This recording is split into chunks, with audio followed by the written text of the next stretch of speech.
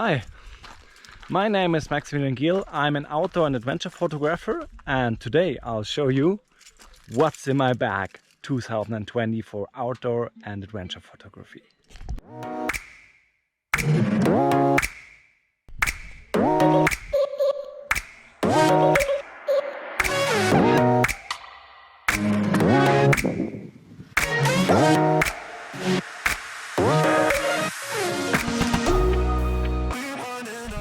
So, first of all, we're gonna talk about my camera. So, I use a Canon EOS RP. It's a full frame mirrorless camera, 26 megapixels, and no IBIS, but pretty light. And yeah, I always been shooting with Canon. That's personal preference. It's not said that is the best camera, and I think many people will tell you why you're shooting with this kind of camera. You can get much smaller options or better options. EOS R, yes, now you'll get the EOS R5 and R6. Yeah, totally, but I'm not buying every 1 month a new camera, so that's basically it. And on top of it, that's my basically standard lens, is the Canon RF 15-35 lens, f2.8. It's a really fast lens with a wide aperture and a wide f-stop.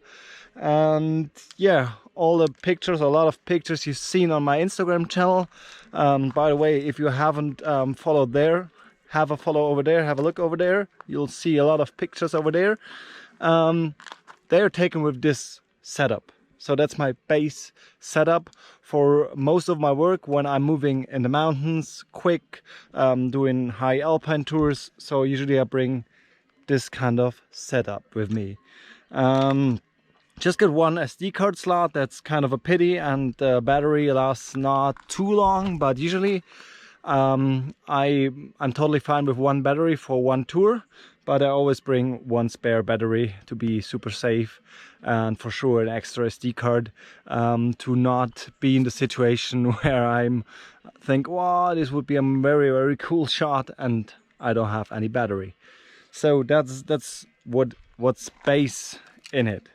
So I also film a lot of it, and so that's why we switched from the GoPro to this camera. And yeah, you can write down in the comments if you see a big difference. Probably you will hear a big difference in sound, while I'll put here a microphone. So let's see how this sounds. So here we are again. So now let's see what I got for my setup. And yeah, that's like kind of my basic kit. Let's start from the left. First, we've got here a small Sony RX100 Mark VI. It's in this nice little leather case. Pretty handy camera, and it's incredibly fast in terms of series shooting. It makes like, it does, I think, 24 pics per second. And this is a totally beast when I go trail running. It's super light, got a lens from 24 to 200, and yeah, I totally love it when I want to go fast and really light. Quality is pretty cool.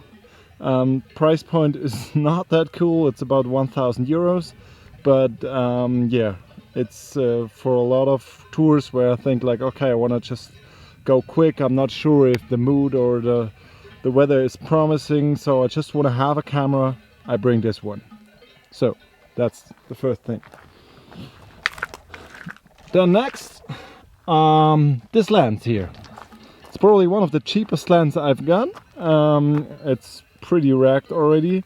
It's a 24-70 telephoto lens, and for me a telephoto lens in landscape photography is, yeah, one of the most important tools.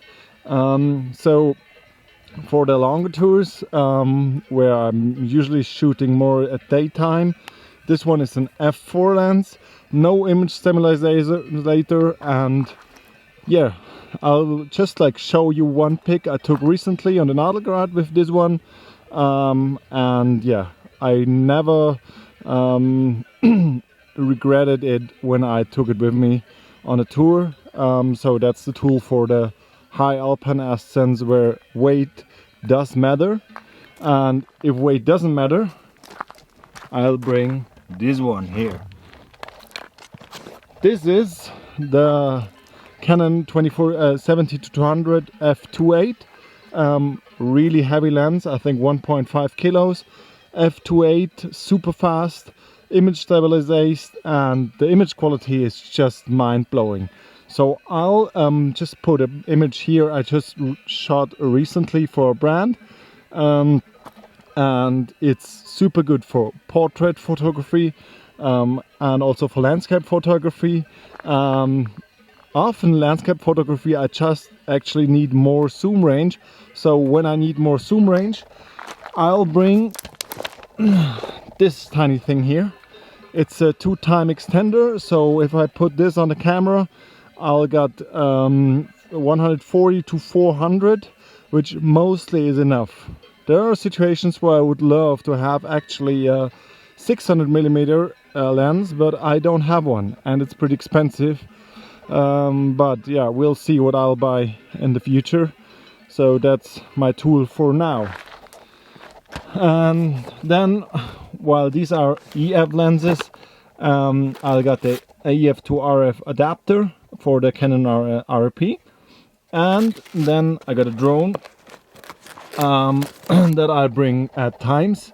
Often I just like shoot in the valley with it or in the car.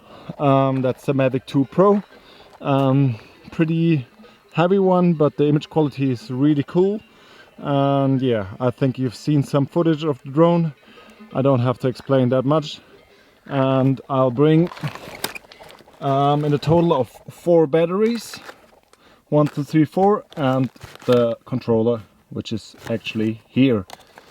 So that's the base kit what I usually bring for the mountains, and I'm totally fine. It's not that long ago when I brought nearly all the time 24-70, but actually due to the lens of the 15-35 and combined with the 70-200, I'm basically totally fine, and I've never actually missed it, and I'm thinking about selling it. So yeah, we'll see it, but yeah, I don't bring that usually. And then let's go on. I bring a tripod. That's a carbon tripod from Rollei. I think it's called the C6i tripod. It's really high, up to 1 meter and 80 centimeters. Super stable. Yeah, totally happy with this product, which I bought, I don't know, half year ago. Then you already knew this, the GoPro.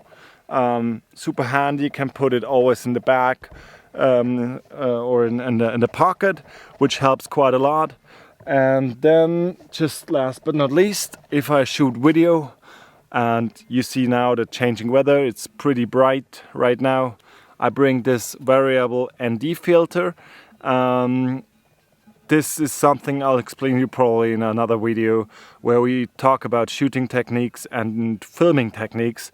But it also helps to do like long exposures during daytime, which is pretty cool, maybe for water, whatever, to get some nice effects in your landscape photography. And you already knew this one. This is my goodie bag, some spare SD cards, cleaning tools, and yeah, most of that basically. So yeah, that's basically it. What's my base kit for photography in the mountains. And yeah, the weather is now pretty much what I love. It's like a little bit cloudy, and it's supposed to be much sunnier tomorrow, and that's kind of the days where it's worth it to go up and try to shoot something. And I think let's put on some other clothes or some shoes and let's head up there.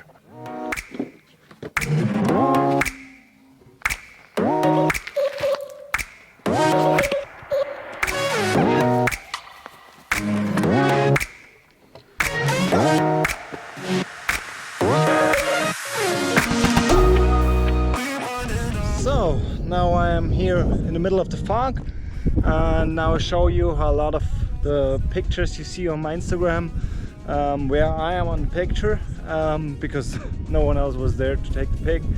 Actually, how I get them. And right now here I set up my camera on a tripod, and you see that's the image, a little bit difficult, and there's a hill, you can see that. And now what I'm doing, I'm actually waiting that the fog is getting a little bit less, and I've got an interval timer in the camera, so I'll set this one up here, interval, and then I go there again, and I get to change something. And as you can see now, it takes a picture every second, and now I'll head over there and hope that the fog is getting better. So let's see the result.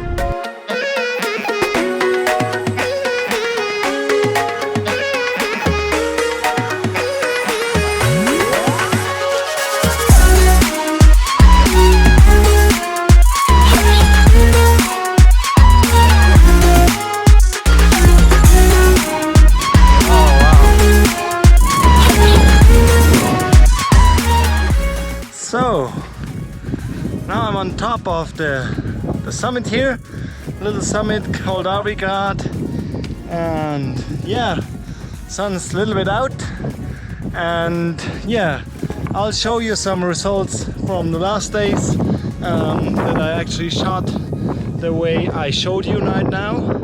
And that's it for this video.